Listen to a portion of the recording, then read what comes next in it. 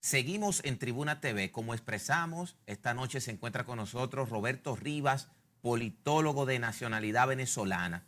Para nosotros un honor, una distinción, porque es un joven que tiene poca edad, pero tiene mucha experiencia en lo que es el ambiente político, tanto a nivel nacional como también internacional. Sabemos de la gran preocupación que tiene el mundo con lo que está pasando en Ucrania, con este conflicto con Rusia, y nos sentimos contentos que esté hoy, esta noche, en esta plataforma. Bienvenido, Roberto. Buenas noches, Roberto. Bienvenido. Muy buenas noches y gracias, Giovanni y Robinson. Agradezco a todo el equipo de producción de RNN, Canal 27 y sobre todo de La Tribuna. Así es, querido hermano, querido amigo. Queremos empezar con este conflicto que toda la humanidad se siente consternada observando estos bombardeos, todo lo que está pasando. ¿Puedes hablarnos cuál es el origen de este conflicto?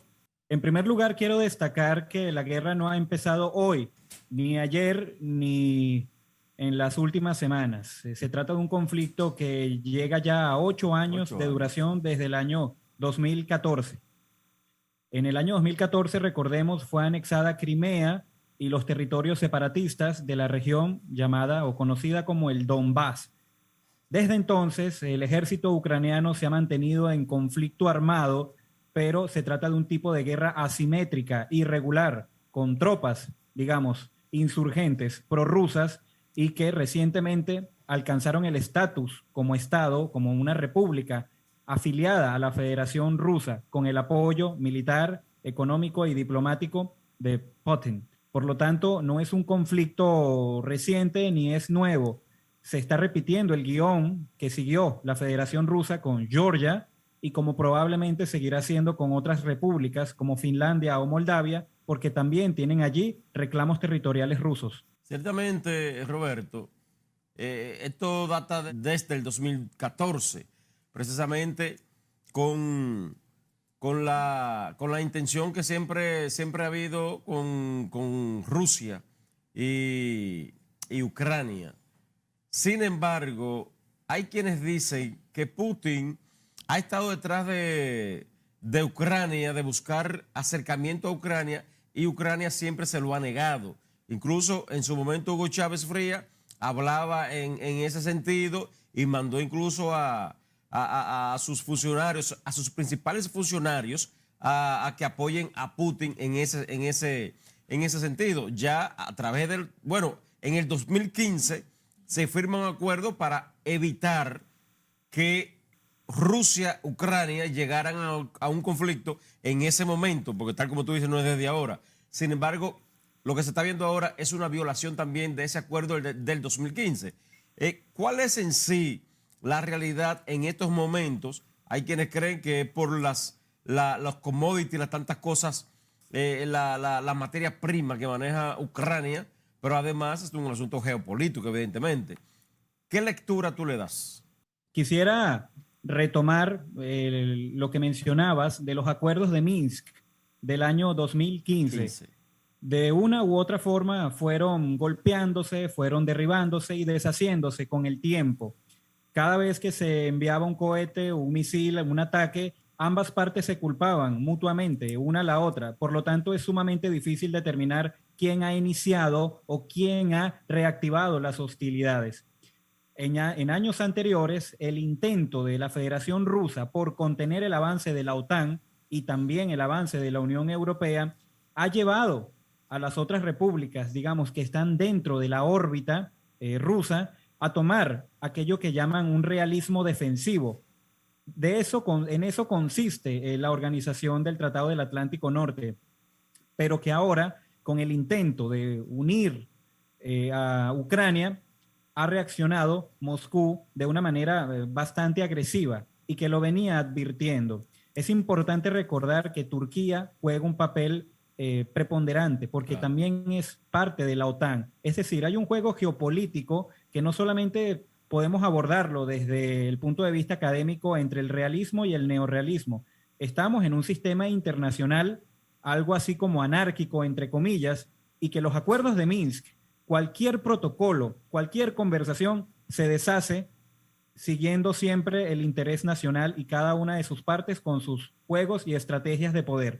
Por lo tanto, estamos en un punto de no retorno y ya el día de mañana conoceremos las medidas efectivamente, porque incluso ahora que en Kiev son las 11 de la noche, todavía están en sesión permanente el Consejo Militar Ucraniano, próximamente hablará la Casa Blanca y realmente es difícil determinar quién es o no el culpable, quién es o no el responsable. Yo no veo ni buenos ni malos, cada uno con un rol, con una perspectiva y por supuesto con un juego de poder. Y en el caso de los organismos internacionales, como la ONU, por ejemplo, ¿qué pasó con la ONU? Que ahora está el señor presidente de la ONU, Guterres, hablando sobre el particular. Sin embargo, cuando él tuvo la oportunidad de mediar, de inmiscuirse para evitar por lo menos que se llegara a donde se llegó, no hizo nada. Entonces, ¿qué hacer con ellos? ¿Qué van a hacer ellos? ¿Qué tú piensas que puede hacer? Ahora dice Guterres está llamando a la paz, a la unidad, a la tranquilidad, pero ya hay 40 muertos. Hasta el jueves al mediodía ya habían 40 muertos. ¿Qué se puede sacar de ahí? Es sumamente complicado, Robinson. Es una pregunta desde el punto de vista normativo, desde el punto de vista de la ética en el sistema internacional, y no es tan sencillo. Como lo decía, el interés nacional estará por encima de cualquier decisión o resolución del Consejo de Seguridad de Naciones Unidas. Ellos han estado por años en sesiones permanentes, ordinarias o extraordinarias, pero de ninguna manera la Federación Rusa, ni los Estados Unidos, ni la Unión Europea, pues dejará que el Consejo de Seguridad decida por ellos. No lo hará Ucrania, no lo hará Rusia, y estamos en un punto más bien que se ha pasado de la guerra, digamos, convencional, incluso a una guerra mediática. Le corresponde a Ucrania jugar el papel del atacado, el afectado, algo así como desempeñar el papel de la víctima para ganar la popularidad y el respaldo internacional, al menos desde el punto de vista mediático. Pero aquí no terminan las cosas. El canciller alemán ya dijo el pasado jueves que si Putin dijo que no iba a haber ganadores, que la que no va a ganar es Rusia. Entonces empieza, digamos, ese toma y dame de palabras, de declaraciones que pueden ir escalando a niveles no vistos anteriormente, y que el secretario general de las Naciones Unidas tiene poco rango de acción cuando los ejércitos están ya apuntándose el uno al otro. Vamos a ir, querido Roberto, a una pequeña pausa y vamos a retornar con este interesante tema, señores, que todo el mundo está atento a lo que está pasando en Ucrania y Rusia. Por eso esta plataforma, Tribuna TV, tenemos el deber de llevarle luz al pueblo dominicano, que tiene que estar muy pendiente con esta situación. Adelante, director.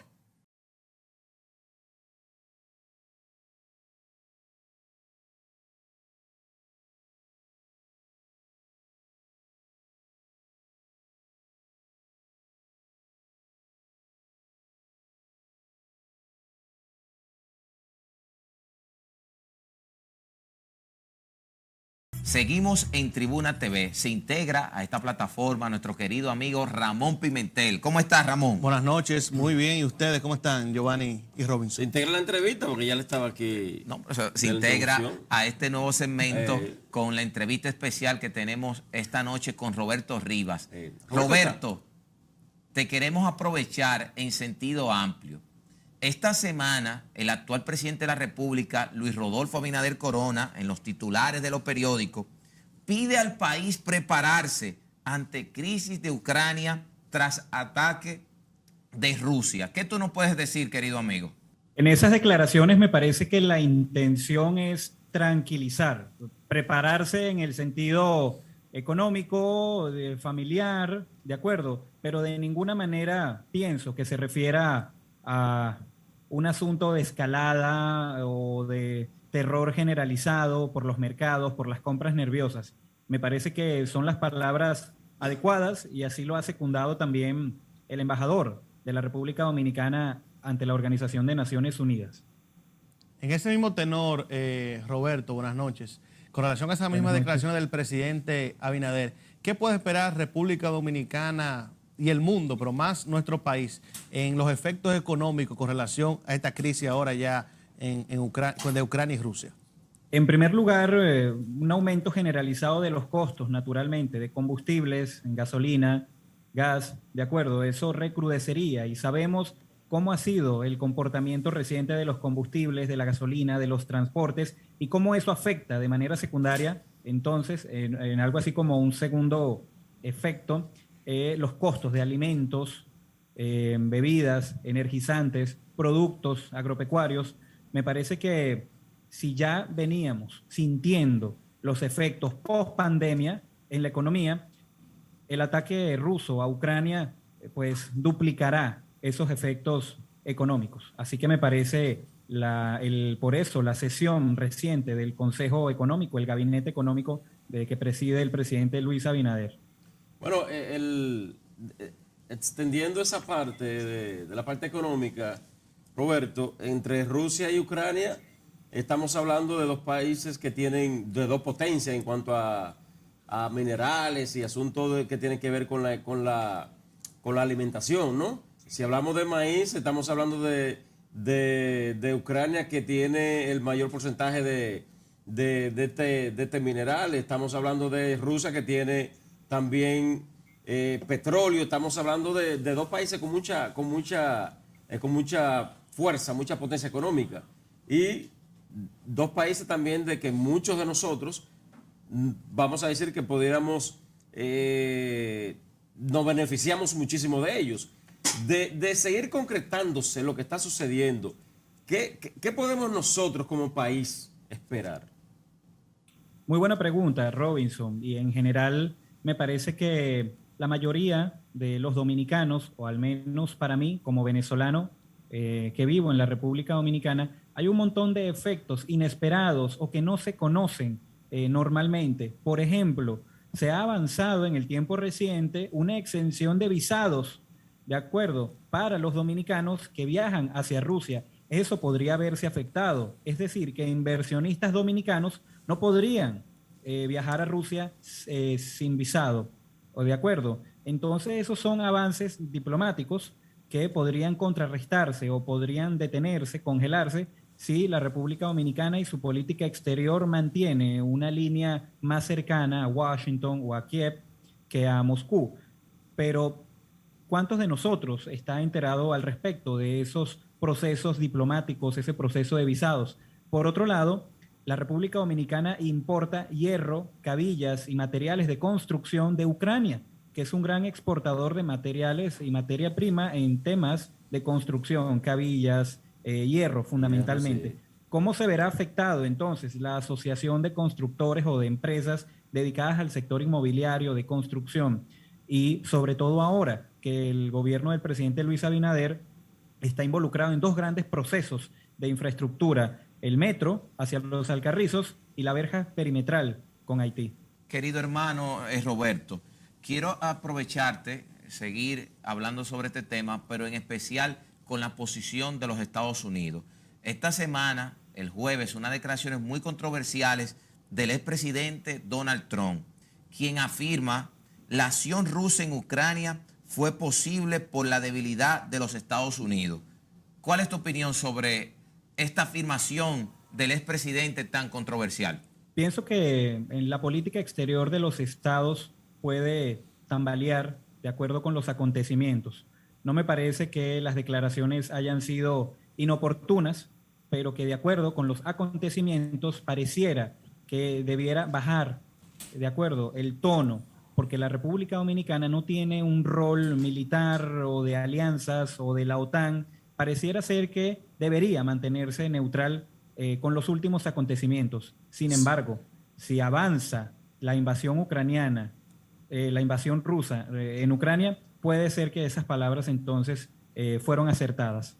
Pero para que tú veas la cosa de la vida, Roberto, con ese loco, como le decían, esto se hubiese evitado, porque él estuvo al punto de verse de cerca en pequeñas guerritas, y él mismo provocó que no sucediera eso. O sea, hay quienes dicen que Donald Trump, si estuviera hoy el presidente de Estados Unidos, no hubiese pasado eso. Porque lo que se dice es que Joe Biden ha estado azuzando, en buen dominicano, enchinchando lo que ha estado sucediendo hoy con Ucrania y Rusia. Efectivamente, me parece que la política exterior estadounidense tiende más a los conflictos bélicos en las administraciones demócratas. Así ha sido, digamos, históricamente, pero también relativo. La administración republicana de Bush fue la que entró en la guerra, en la Segunda Guerra del Golfo en Irak en el año 2003, luego de un acontecimiento importante, ¿no? Del año 2001 con las Torres Gemelas. Sí. Así que me parece que Donald Trump está procurando un espacio en la opinión pública, pensando en otras aspiraciones presidenciales para las cuales no está inhabilitado, para la cual ha creado su propia red social y él también desempeña un rol y un juego de poder. Pero me parece que es sumamente, digamos, relativo en función de los intereses y las necesidades, porque Ucrania así lo ha necesitado, así lo ha solicitado, y la Unión Europea y la OTAN en consenso parece ser que marcharon hacia esto de manera inevitable. ¿Qué podemos esperar de China en este proceso, de este conflicto entre Rusia y Ucrania? ¿Cuál sería la posición de ellos? ¿Cómo se va a desarrollar ese tema y su posición ante este conflicto? Es sumamente importante el eje asiático del conflicto. El jueves pasado, el ministro de Defensa de Taiwán, desde Taipei, sospechaba sobre la incursión de aviones militares chinos en la zona de seguridad defensiva de Taiwán. Por lo tanto, es un conflicto que pica y se extiende a niveles, repito, no vistos desde la Segunda Guerra Mundial. China es un aliado clave para Rusia ahora que será su comprador de gas naturalmente, luego de que la Unión Europea se alejara y que se suspendiera el Nord Stream 2, por ejemplo, pero es ahora China la que cubrirá ese vacío que ha dejado la Unión Europea como principal comprador de gas ruso. Me parece que la política exterior de China seguirá su curso como ese tercer hegemón, ¿de acuerdo? Pero que está mucho más cerca de Moscú que de Washington. Y prorruso, claro. Sí. China está con Rusia en esto. Y podríamos decir, querido Roberto, que a China, por ese flujo económico y ese crecimiento y esa guerra de mercado y el posicionamiento que tienen los empresarios chinos en el mundo, no le conviene este conflicto por su gran crecimiento como potencia. Al igual que Estados Unidos, al igual que Rusia, la República Popular China también es un exportador y un comerciante de armas.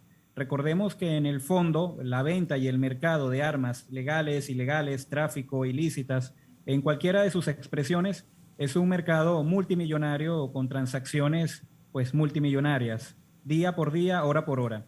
China no escapa a esta situación y también, como lo mencionaba, ese eje asiático o esa expresión asiática pareciera que está resonando a la sombra de China, que parece moverse hacia la frontera de Taiwán, parece moverse hacia su zona de influencia en el mar chino, recordemos con un conflicto histórico con Taiwán, un conflicto histórico con Corea del Norte y con Japón, por lo tanto se están moviendo las piezas del ajedrez a nivel internacional y China tiene una postura bastante clara, además con Mongolia y con Rusia, pareciera ser que las cosas están moviéndose hacia una escala internacional que llama fuertemente la atención y sumamente interesante. ¿Sale ganando Estados Unidos, Roberto?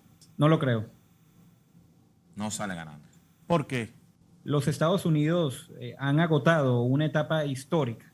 Así como Mongolia fue un imperio, así como la Unión Soviética o los zares o el imperio chino de hace cientos de años, los Estados Unidos son una potencia que viene decreciendo en su influencia económica, en su influencia militar, y que ahora la tendencia de la multipolaridad le da un papel mucho más preponderante a la República Popular de China, a la Federación Rusa, a India y a otras potencias que vienen emergiendo. Me parece que militarmente los Estados Unidos están en una especie de retroceso o, digamos, un movimiento, una retirada estratégica y táctica para quedarse entonces en la zona de influencia, Europa, América, pero que un conflicto armado no puede llegar mucho más allá teniendo en cuenta, siempre considerando las amenazas nucleares y el desarrollo pues, de armamento sumamente peligroso para la humanidad.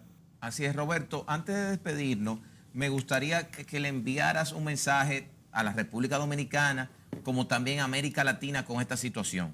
El mensaje sería de tranquilidad. Suramérica y la región del Caribe han sido históricamente los subcontinentes o las regiones más pacíficas en términos históricos. Así que tenemos que sentirnos orgullosos, contentos, satisfechos de que nuestras administraciones, de que nuestros gobiernos han mantenido cierto papel pacífico o con una tendencia marcada hacia la paz y hacia la resolución diplomática de los conflictos. Por supuesto, sus ciudadanos y sus poblaciones.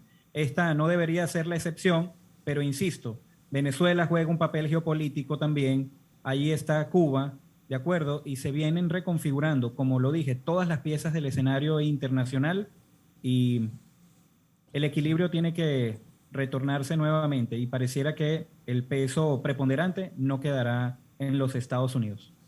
Gracias, Roberto, de corazón. Para nosotros un honor, una distinción, llevarle luz al pueblo dominicano que está atento con este conflicto de la humanidad. Gracias, Roberto. Gracias, Roberto. Buenas noches. Gracias a ustedes. Buenas noches a todos.